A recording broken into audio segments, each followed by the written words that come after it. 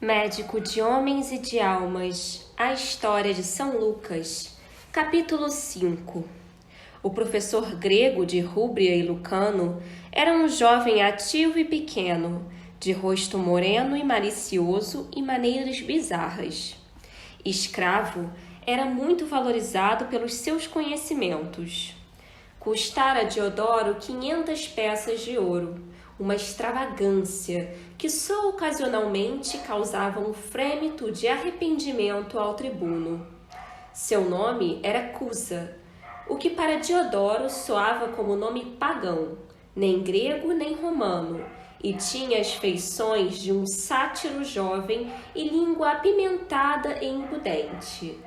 Não temia nada nem ninguém a não ser Diodoro, e embora fosse brincalhão e não desdenhasse pregar peças e dizer gracejos grosseiros, tinha mente brilhante e o dom das artes poéticas.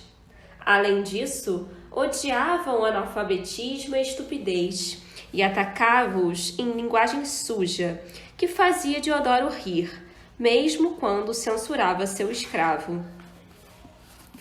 Por todos os deuses, dissera ele uma vez, pensei que, como soldado, conhecia todas as palavras, mas teu espírito inventivo, meu Cusa, melhorou meu vocabulário. Cusa ressentiu-se da presença de Lucano desde o início. Como rapaz feio, invejava do menino sua beleza apolínea. Na condição de escravo, considerava Lucano, filho de antigos escravos, como que se impondo sobre ele. Mas o senhor era homem caprichoso e suas ordens tinham de ser obedecidas. Nem por isso Cusa deixou de se armar de um pequeno chicote que usava em Lucano mais do que o necessário, quando, em sua opinião, o menino estava demonstrando uma estupidez irredutível.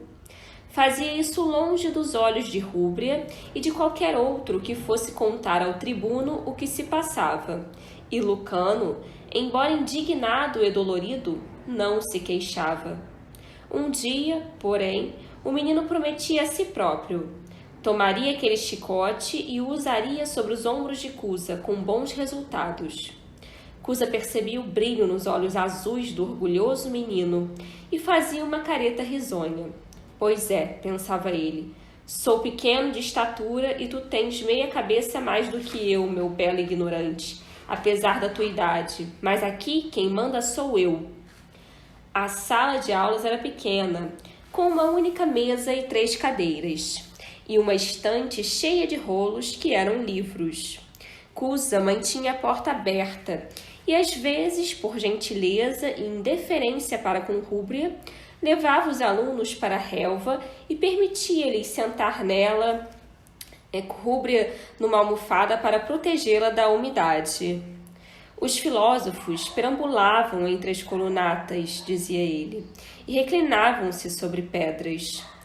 Mandava que Lucano se empoleirasse numa pedra particularmente desconfortável e dizia insinuantemente: devemos aprender a ser estoicos. É excelente para a alma e uma disciplina para a mente. E, como não era um estoico, estendia sobre a relva seu manto de lã carmesim, onde instalava suas próprias nádegas. Uma vez, disse a Diodoro: Senhor, peço-te que não te sintas desapontado. Este menino pode ser bonito, mas tem a cabeça como mármore ao qual se parece. Pois então ensina-lhe a ser carne e cérebro, disse Diodoro, compreendendo Cusa. Advirto-te, tens de prepará-lo para Alexandria e o mais depressa possível.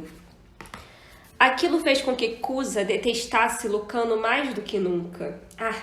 Era bastante ter cabelos amarelos e pele branca para atrair um benfeitor, dizia consigo mesmo maliciosamente.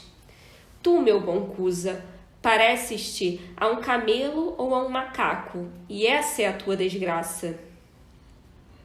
Apesar disso, durante o decorrer dos longos momentos, horas, semanas e meses, até alcançar 2 anos, acabou, relutantemente, por olhar com respeito a rapidez dos progressos de Lucano, sua ponderação e sua compreensão quase miraculosa do conhecimento. O menino possuía mente devoradora. Fatos, poesias, línguas, tudo ele recebia, assimilava e fazia seu. Aparentemente nada esquecia. Suas declamações eram maravilhosas. Havia já muito tempo que deixara Rúbria para trás, e ela o contemplava com admiração, aplaudindo-o. Como se tratava de uma menina, não se esperava que tivesse uma inteligência fora do comum. Seu pai desejava que adquirisse apenas o conhecimento necessário para apreciar a poesia e os livros menos exigentes. Diodoro, ouvindo os relatórios sobre os progressos de Lucano, dizia: bem, agora aquele patife do Cusa está começando a valer o dinheiro que gastei com ele. Relutantemente, Cusa começou a sentir prazer nas lições que dava a Lucano. O menino mantinha-o alerta, e as horas de ensino já não o enfadavam, como acontecia quando Rúbria era sua única aluna. Tentou alcançar os limites de Lucano, dando-lhe lições intrincadas, muito para além da idade do menino, mas Lucano estava sempre um passo à frente delas, e sem dificuldade. Cusa, um verdadeiro professor, tinha orgulho constrangido e secreto daquele aluno, embora sua língua ferina e seu sarcasmo não traíssem tal coisa. Serás um esplêndido guarda-livros, dizia ele frequentemente. Mas que fantasia é essa tua de estares convencido de que serás médico um dia? Não, nada sabes, senão de cor, e eu choro pelos teus futuros pacientes. O chicote continuava sempre pronto. Dentro de 2 anos, Lucano podia discutir com Diodoro os poetas e os filósofos maiores, para a satisfação do tribuno. Diodoro abriu-lhe sua preciosa biblioteca e Lucano ali ia estudar, depois das horas que passava com seu professor. E só o escurecer o arrancava do lugar. Havia também as horas com Quepta, e essas eram as que Lucano considerava mais compensadoras. Os dois jamais falavam da morte inevitável de Rúbria quando estavam juntos. Era verdade que o corpo da jovem menina se ia fazendo arredondado, com a doçura da puberdade que se aproximava, embora ela fosse 2 anos mais moça que Lucano. Também era verdade que seu bonito rosto moreno estava mais cheio e alerta com a alegria de ser jovem e querida, e que seu apetite melhorara, podendo ela, em curtos intervalos, brincar vigorosamente com Lucano. Mas sua doença mortal, Quepta o sabia, permanecia latente. Para Lucano era bastante estar junto de Rúbria, tocar-lhe a pequena mão quente, trocar com ela olhares divertidos à custa de Cusa, correr pela grama e apanhar uma flor imensa, vermelha e úmida, para colocar atrás da orelha da menina. Atiravam bolas um ao outro, rindo e gritando. Imitavam o chamado dos pássaros e olhavam com respeito e amor os pequeninos animais selvagens da floresta. Havia momentos em que ficavam tão dominados por uma alegria inenarrável que apenas podiam olhar nos olhos um do outro, com radiante gozo e timidez. Dia a dia, Rúbria fazia-se mais bela, mais amada pelo seu companheiro de brinquedos. Às vezes ele pensava: com certeza Deus não levará de mim este tesouro, esta querida, esta irmã, este coração do meu coração. Sem Rúbria não haverá canções nem alegria no sangue, nem ternura, nem razão para existir.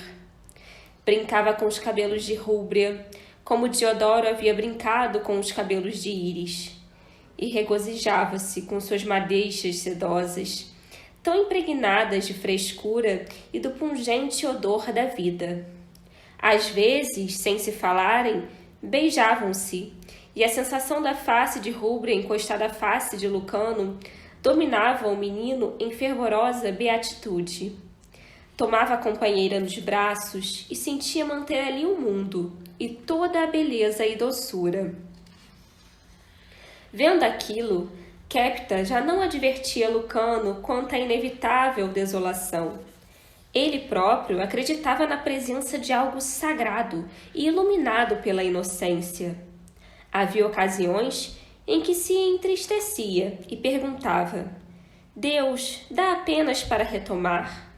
Rouba apenas a fim de voltar para si o coração humano? Cusa veio ter com Lucano e Rúbria uma tarde, depois de terem terminado suas aulas.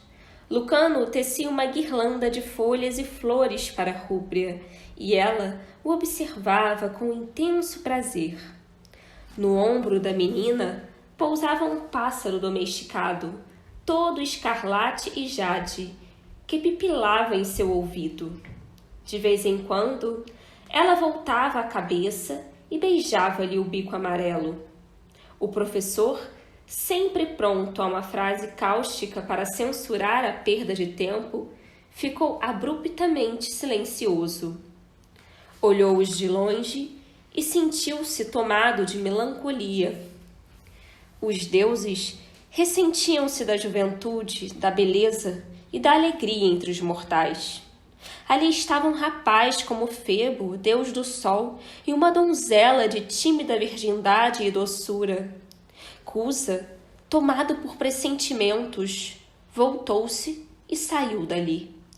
Cético como era, nem por isso deixou de rezar, naquela noite, para que os deuses não invejassem aquela beleza, aquele ingênuo dulçor. Na manhã seguinte, disse a Lucano zangado: Se quiseres ser um erudito e um médico, advirto-te de que não folgues com meninas tão descuidadamente. Isso é para a plebe e para os vulgares. Atenção! Vamos repetir esta manhã os diálogos de Sócrates. Eis singularmente obtuso no que a eles se referem. Aquele foi um verão delicioso. Tudo era serenidade. O pedido de Diodoro, a fim de passar para Roma e para sua propriedade rural, ainda não tivera resposta, mas ele esperava que fosse favorável. Cultivava assiduamente as horas com sua esposa, e alguma tranquilidade fez-se nele. Evitava Enéas o máximo possível, e nunca mais levou Lucano de volta para casa. Íris demorava-se em sua mente com a lembrança da manhã, mas ele evitava severamente encontrar-se com a moça. Era um sonho e devia ser recordada como um sonho. Se um homem não pudesse controlar estritamente seus pensamentos, então não era um homem e, particularmente, não era um romano. A vida exigia disciplina tanto da mente como do corpo, e especialmente do coração. Recebia livros de Roma e mergulhava neles. Tinham agora para ele uma significação especial aquelas filosofias de homens ascéticos, cheios de sabedoria, que soavam a nota de paciência e fortaleza quando os homens faziam soar sinos solenes e sonoros. Mergulhado na filosofia eterna, esqueceu a corrupção de Roma e seu fétido e clamoroso presente, que o mundo todo tombasse. A verdade era imortal. Os imbecis correm para Roma, citava ele para si próprio, mas o homem encontra refúgio nas verdades. Rúbria alcançou a puberdade e Aurélia regozijou-se. Houve solenes sacrifícios no templo predileto de Aurélia, o templo de Juno. Ela recomendou sua filha à esposa de Júpiter, a guardiã da lareira, da família e das crianças. Olhou dentro dos olhos luminosos de Rúbria, tão puros e inocentes, e sonhou com netos. Havia ainda em Roma famílias que tinham filhos jovens e vigorosos, devotados aos deuses e à sua pátria. Era possível ter netos, mesmo quando não se teve filhos homens. Trançava os cabelos de Rúbria com fitas e aconselhava que fosse modesta. Ensinou-lhes as artes domésticas e da cozinha, e como uma mulher pode agradar mais seu marido. Escreveu a amigos em Roma e comentou a beleza e a maturidade crescentes de Rúbria. Estás apressando as coisas, disse-lhe Diodoro certa noite. A menina tem apenas 11 anos. Tinha ciúmes do jovem que viria tomar-lhe a filha, gozar de seus risos e doçura, separá-la dele e fazê-la esquecer o pai. Murmurando sobre uma tabuinha encerada na qual escrevia uma amiga querida, mãe de filhos atléticos, Aurélia disse abstraidamente: qual será o dote de nossa filha? Diodoro, esquece teus bancos. Peço-te, precisamos considerar o futuro de Rúbria. Ela estará pronta para o casamento em menos de 3 anos. 3 anos. Sou um velho, pensou Diodoro, ressentido, e disse: estás apressando as coisas. A pequena diverte-se a correr pela relva. É ainda uma criança. Naquela noite, embalou Rúbria em seus braços e cantou para adormecê-la. Depois, ficou contemplando as sombras de seus cílios lançadas sobre a face, cor-de-rosa, e a doce curva de sua boca. Minha querida, pensou, querida do meu coração. Com certeza, jamais houve donzela tão adorável e tão inocente, tão tépida de carne e tão querida. Uma Hebe, deusa da juventude, filha de Júpiter e de Juno, foi esposa de Hércules, o Hércules grego, semideus da mitologia latina, que, em consequência dos seus conhecidos 12 trabalhos, tornou-se o símbolo da força e da coragem.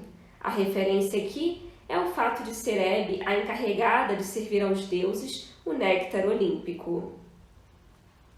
Nascida para servir os próprios deuses, desviou o pensamento, com um súbito sentimento de terror. Que os deuses arranjassem outros servidores. Eram deuses e tinham multidões, mas ele possuía aquela filha. Uma tarde, Quépita entrou na sala de aula e disse laconicamente a Lucano: vem. Cusa lançou-lhe um olhar furioso e disse: o menino está estudando Platão neste momento. Vem, repetiu Quépita a Lucano, ignorando o professor, que, afinal, não passava de um escravo. E Lucano, sem uma palavra, ergueu-se e deixou o quarto com o médico. Mas, no limiar, parou para fazer uma reverência à Cusa, compreendendo que escravos e servos são muito sensíveis. Diodoro tinha posto um burro a serviço de seu liberto, Quépita, um animal desprezível, disse o médico um tanto mortificado. Mas ouvi dizer que os burros são frequentemente mais inteligentes do que os homens e têm senso de humor. Pedi um burro emprestado para Lucano. Hoje vamos a Antioquia, disse ele. Ah, aqui está o teu animal, que vem das cavalariças. Ainda bem que não pedi cavalos, pois ficaríamos desapontados. Para um romano, Nosso Senhor não se deixe impressionar pela carne equina, e todas as suas criaturas estão picadas de pulgas. Que adianta o dinheiro se não o gozamos? Mas há alguns homens que gozam a ideia de seus cofres mais do que o pensamento de tirar proveito deles. Sua má disposição fez Lucano sorrir. Os burros estavam gordos, bem tratados à almofaça, e fitavam o médico e o rapaz com arrogância. Eles também não se sentem impressionados a nosso respeito, comentou Quépita, montando. Suas pernas compridas e ossudas pendiam quase até o chão, e Lucano sorriu. Saltou sobre o animal que lhe fora indicado, acariciou-lhe o pescoço e o burro fechou os olhos, como que entediado. Começaram então a trotar pela estrada de Antioquia, mantendo Quépita um silêncio fora do habitual. Tinha puxado o capuz sobre a cabeça, menos no esforço de se proteger contra o sol escaldante do que para se retirar em solidão. Às vezes, Lucano chicoteava o animal para que ele saísse a galope, regozijando-se com o sol e com o vento, que não crestavam sua pele alva. Seu cabelo louro esvoaçava para trás e o menino cantava.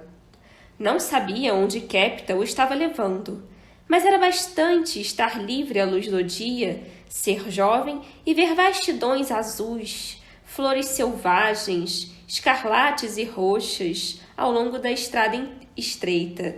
Ele tinha os seus sonhos. Antioquia, como sempre, era um turbulento lodaçal de cor, calor e ferentina. Novas frotas vindas do Oriente e de outras terras estranhas mantinham-se no porto azul e fulgurante, suas velas brancas e vermelhas palpitando contra o céu. As ruas estreitas, curvas e empinadas retumbavam de vozes estrangeiras, e em todas as portas, em todas as passagens e becos calçados de pedras, apareciam rostos morenos e vorazes, soava um palavreado profano, gritos, risos e exclamações. As lojas fervilhavam. Os gritos dos mercadores deixavam os demais ensurdecidos. Camelos queixavam-se, bigas passavam em disparada ruidosa, asnos urravam e havia um cheiro quente de carne assada, vinhos, acidez e de especiarias em bolsas aquecidas ao longo das ruas. Judeus, sírios, sicilianos, gregos, egípcios, tessalonicenses, negros, gauleses, bárbaros de várias procedências e metidos em roupagens estranhas, caminhavam ou esbarravam uns nos outros por todas as ruas, levantando nuvens de espessa poeira branca que a luz do sol tocava. Havia aqui e ali discussões acaloradas e brigas, e edifícios pálidos e brilhantes salientavam-se no ar. Crianças brincavam nos caminhos de veículos e animais, xingavam os que os conduziam ou montavam e pediam esmolas, suas faces impertinentes bronzeadas de sol. Lucano gostava da cidade fulgurante e ela o excitava. Viu homens e mulheres entrando em pequenos templos de coluna com pombas e cabritinhos sob o braço. Viu as flâmulas brilhantes e sentiu o cheiro do feno aquecido e a pungência do pó. Teve a esperança de que Quépita o levasse à taverna favorita do médico, mas este passou por ela sem sequer lhe dirigir um olhar. Soldados romanos namoriscavam moças vestidas de cores vivas e sentiam-se particularmente atraídos pelas que usavam véu no rosto. Pilheriavam com as jovens e olhos escuros relampagueavam à luz do sol. O ruído era uma presença palpável no ar quente e picante, que trazia em si um odor de alho e excrementos. Diodoro falava em Roma, da cidade imperial, mas Lucano pensava que cidade alguma poderia ter aquele cheiro e aquela sedução.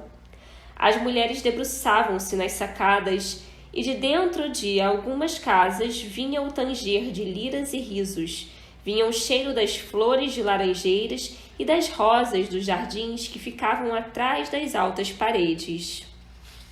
Quépita lá se ia trotando em seu asno, presença recolhida e secreta, para Lucano até depressiva, em todo aquele colorido. Um grupo de marinheiros, usando tangas e com grandes argolas de ouro nas orelhas, estava discutindo numa esquina, os rostos escuros, altivos e violentos, os gestos veementes. As vozes estranhas, falando uma língua que Lucano não reconheceu, gritavam no calor e uma faca reluziu. Quépita continuou seu caminho como se estivesse a sós. Lucano suspirou. Havia mais vida do que filosofia. Corpos quentes apertavam-se em torno de seu burro e havia por toda parte um cheiro ácido de suor. Palmeiras secas que a poeira recobria espalhavam-se pelas ruas. Vendedores ambulantes levando tabuleiros de doces sobre os quais as moscas voejavam, apregoavam agudamente suas mercadorias e corriam atrás do rapaz e do homem com seus pés nus e escuros.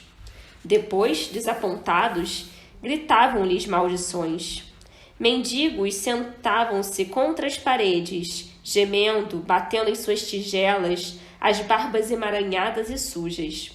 Mulheres ofereciam flores em cestas, e velhos com bastões andavam pelo meio do lodaçal como se não enxergassem, como se aquele já não fosse o seu mundo. Um grupo de cabras, conduzido por um menino, bloqueou momentaneamente a passagem, os animais gemendo, zombando, dançando. Como sempre, Lucano estava encantado. Riu de um macaco insolente trepado nos ombros de um homem e desejou inspecionar uma loja de papagaios. As ruas foram se fazendo mais quietas e mais sombrias, e Lucano percebeu que havia menos pedestres e menos veículos. Agora os edifícios velhos e decrépitos tinham aspecto soturno. Os ruídos da cidade ficaram abafados. Os uivos dos cães diminuíram. Lucano, deprimido, trotava ao lado de Kepta. — Para onde vamos? Perguntou. — Nunca estive aqui antes. — Fica quieto, disse Kepta, em voz fraca e rouca que veio de dentro de seu capuz. Esperei muito tempo pela resposta a uma mensagem e ela só chegou hoje. O ar era mais fresco ali. As pedras redondas estavam úmidas como se houvesse chovido. As paredes das casas mostravam-se intransponíveis e sombrias. As ferraduras dos asnos levantavam ecos e poeira adstringente. Um riachozinho proveniente de águas de valetas corria sobre as pedras, escuro e lodoso. Produzia um ruído rouco e cheirava mal. Paredes de pedra de um rosado escuro erguiam-se de cada lado da rua fechada e não vinham vozes delas. Mas, por uma ou duas vezes, Lucano ouviu um miado brando de gatos invisíveis e pensou em Íris, a deusa branca dos egípcios, e nos rituais secretos e nos mistérios do Oriente. O menino estremeceu. A umidade do suor esfriou em sua carne e ele desejou ter trazido um manto. Kepta, então, abruptamente freou seu asno cinzento e fez um gesto para o menino. Parara diante de uma alta parede de basalto, preta e lisa. Não havia janelas recortadas em sua forte e impressionante lisura. Não vinha som de vida de trás de sua altura. Apenas uma portinha surgia em sua fachada repelente. Kepta desmontou e, deprimido, Lucano seguiu. Sem falar, o médico bateu na porta como que dando um sinal. A batida ecoou de parede em parede. Kepta esperou, depois tornou a bater. Dessa vez houve um tinir de correntes e o som de ferrolhos retirados. A porta abriu-se com um queixume dos gonzos. A abertura alargou-se e um velho vestido com grosseira túnica cinzenta ali estava. Incrivelmente pequeno, com longa barba branca e os olhos castanhos mais brilhantes que Lucano tinha visto em sua vida. Os olhos de uma criança sorridente e maravilhada. Havia chaves retinindo em seu cinto de cânhamo e trazia os pés descalços.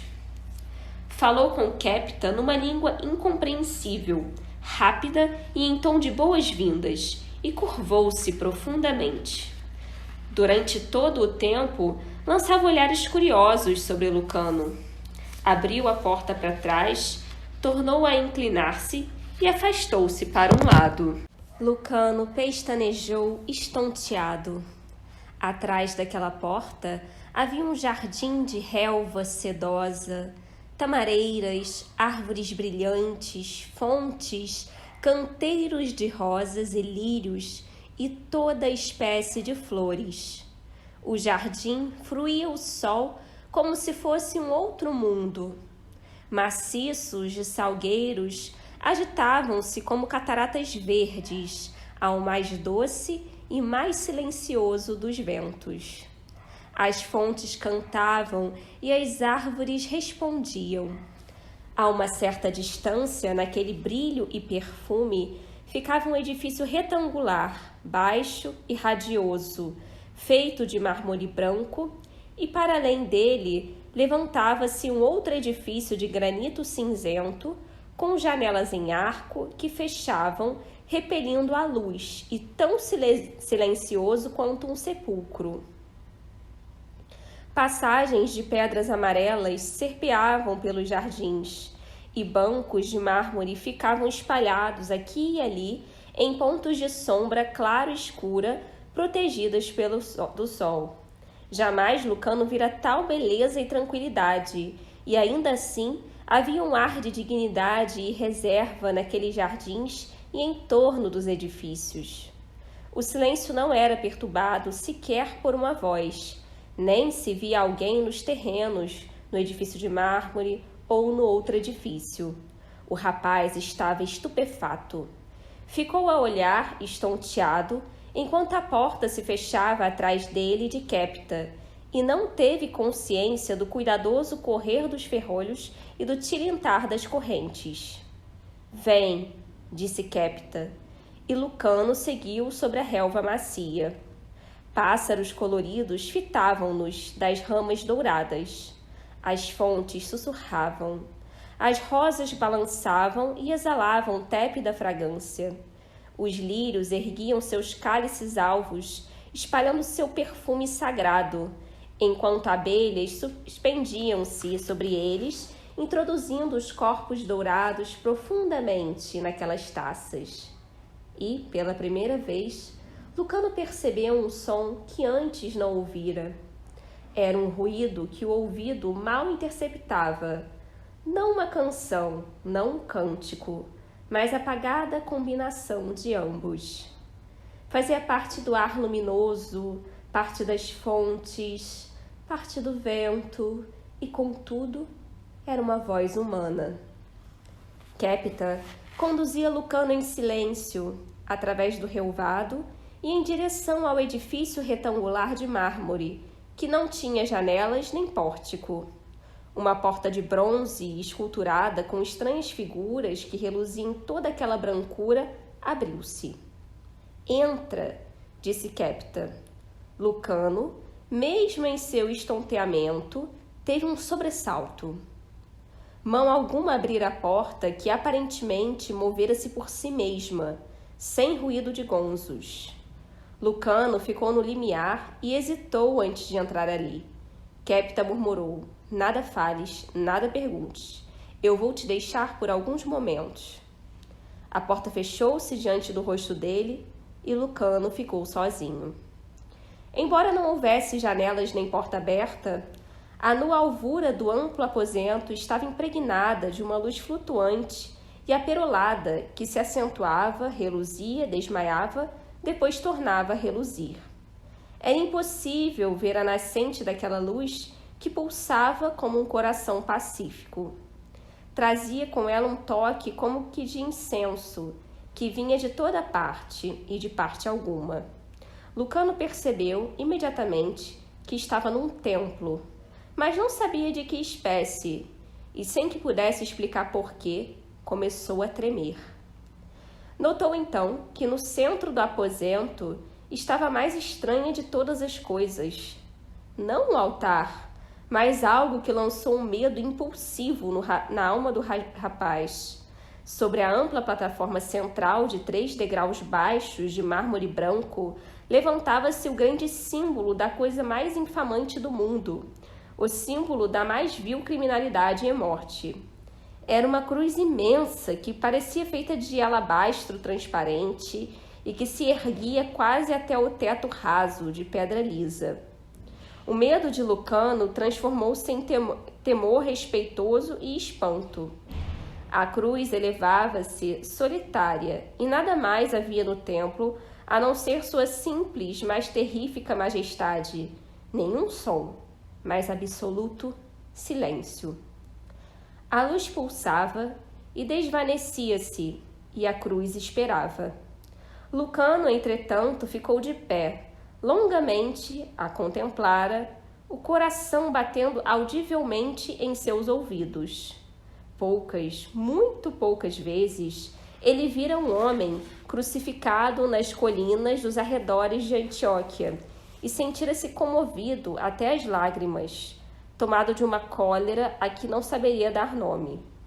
Depois vira a cruz de ouro na mão de Kepta na noite da estrela. Havia já 2 anos. Tinha quase esquecido. Timidamente, caminhando devagar, como que para não perturbar aquele silêncio santificado, nem aumentar a maré da radiação flutuante, aproximou-se da cruz e ficou na base dos degraus rasos e brilhantes, levantando os olhos para ela. Seus braços poderosos estendiam-se bem acima dele. Ela mostrava uma qualidade sobrenatural de espera, fria e interrogativa. Seu corpo era fixo e poderoso. Ainda assim, leve como a luz. Parecia agora ao rapaz menos do que pedra, mas algo sensível e eterno, inalterável em sua vastidão, esculpida em grandeza. Lucano olhava para ela e seu olhar não podia desviar-se. Nada havia agora nele, a não ser uma antecipação sem nome. Sua garganta pulsava. Sem volição sua, seus joelhos dobraram-se e ele ajoelhou-se no primeiro degrau, juntando as mãos, sem retirar os olhos da cruz. Ela agigantava-se por sobre o rapaz, que sentiu ali alguma horrível presciência, mas ainda assim era como se braços se suspendessem sobre ele protetoramente. Agora, a luz do templo aumentava, como o reflexo da lua em asas amplas. Não havia pensamento em Lucano, nem consciência da carne. Apenas um profundo encantamento e algo como júbilo tocado de dor. Esteve ajoelhado, longamente, seus olhos azuis levantados bem alto para a cruz, as mãos postas. Não soube em que momento a cruz começou a brilhar, em que momento a própria cruz começou a ondular com leves sombras rosadas. Era como se a sua alma se tornasse consciente disso antes da sua mente, e assim ele não se alarmou. Estava também sonhadoramente consciente de uma presença invisível com a cruz, com a luz, com ele próprio. A presença era como que um feixe da mais profunda luminosidade, repleta de enorme ternura masculina. Lucano disse com seus lábios pálidos: "O Deus desconhecido." Durante os 2 últimos anos, sua juventude e a abundância de sua vida, seu gozo apaixonado do conhecido, suas ambições, seu muito caro amor por Rúbria, sua sensação de pertencer ao mundo e àqueles que o amavam, sua dedicação pela medicina e sua preocupação com Kepta, a própria alegria e alvoroço de sua idade, sua saúde saltitante e seu deleite em todas as coisas, tinham obscurecido, tornado apagado e ilusório o que ele tinha conhecido ou sentido quando criança. Mesmo o Deus desconhecido se tornara um dos do panteão, e os aspectos, relatos e benevolências dos deuses tinham intrigado seu coração jovem como uma tremenda fantasia de beleza. Seus dias, durante aqueles 2 anos, corriam como um rio colorido e vivaz, atrás e diante dele, cheio de promessas. Cus era um cético e Lucano viera examinar as coisas sob tom humorístico, mesmo os sonhos e mistérios que conhecera quando criança. Como se soubesse, Kepta também falara cada vez menos no Deus desconhecido e se limitara às lições de medicina. Às vezes, seu rosto concentrado e secreto fizera Lucano sentir uma constrangedora impressão de culpa. E agora, naqueles momentos, sua vida tornou-se uma ilusão, a vida de uma criança muito nova, e ele estava de novo na presença do grande milagre, que não o repreendia, antes lhe dava as boas-vindas. Lucano não compreendia a significação da cruz com a sua mente, apenas seu coração compreendia e ainda assim não tinha palavras. Sentia-se repleto de êxtase, como se, diante dele, visões se abrissem magnificentes, contudo dolorosas, por um sofrimento sobrenatural, que ficava para além da compreensão dos homens.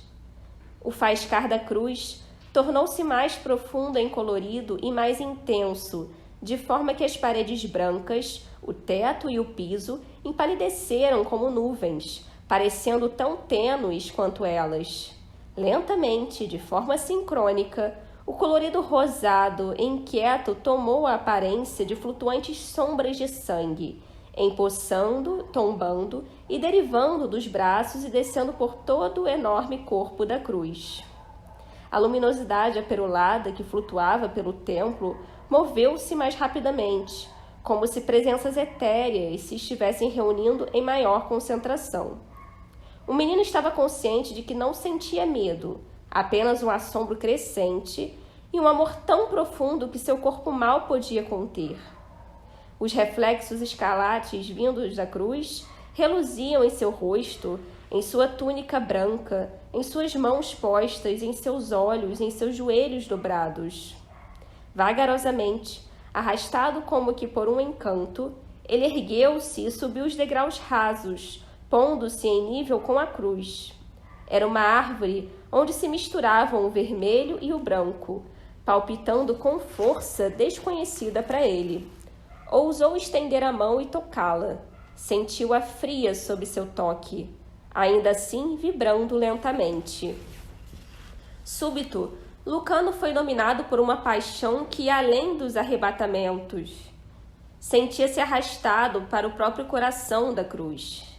Suas pernas enfraqueceram e ele deslizou sobre a plataforma, envolveu o tronco da cruz com os braços e encostou o rosto contra ela, sem a mais leve consciência de que seu corpo tremia de adoração e com a paz mais profunda que ele já conhecera.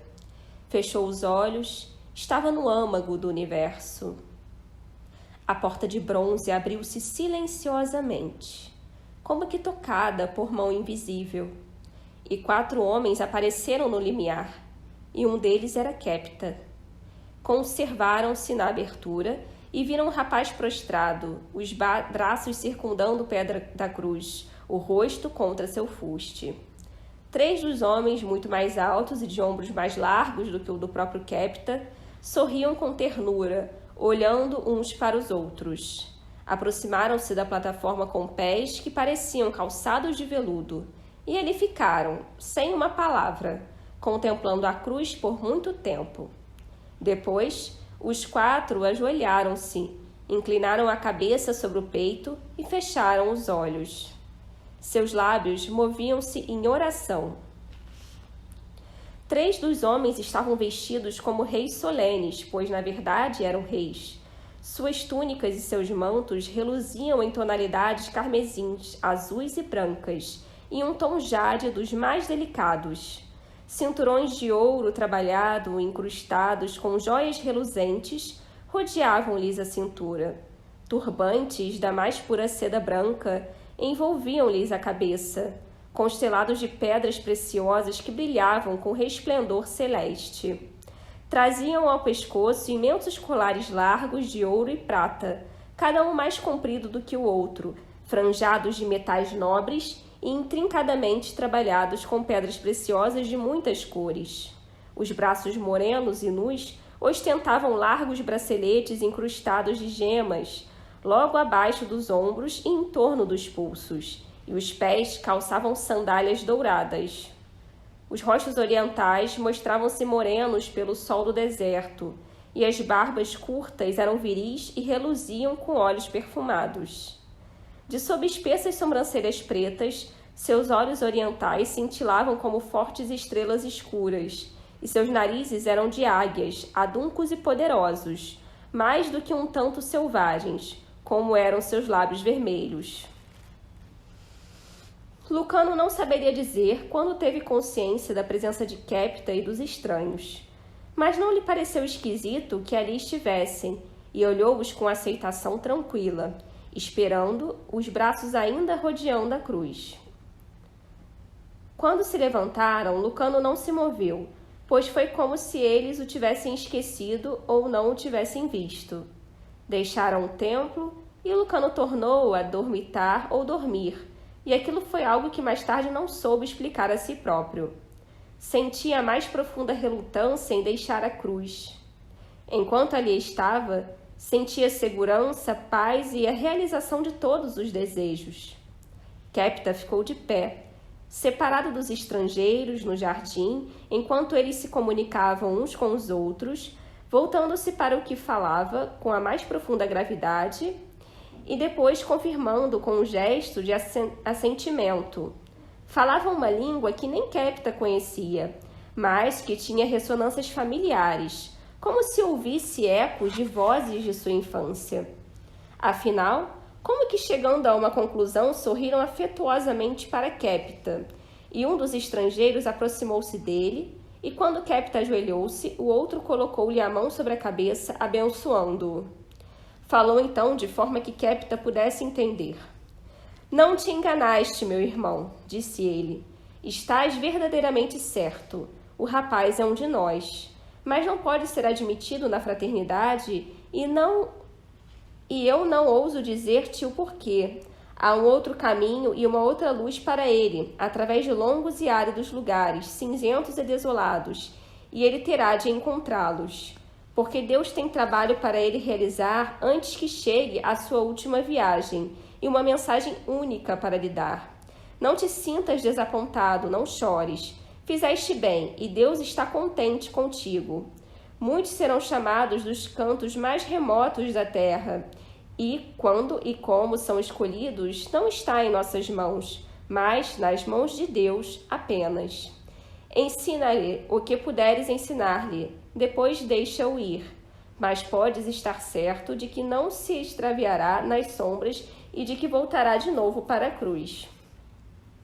Um deles contemplou meditativamente os jardins, como se visse uma visão longínqua.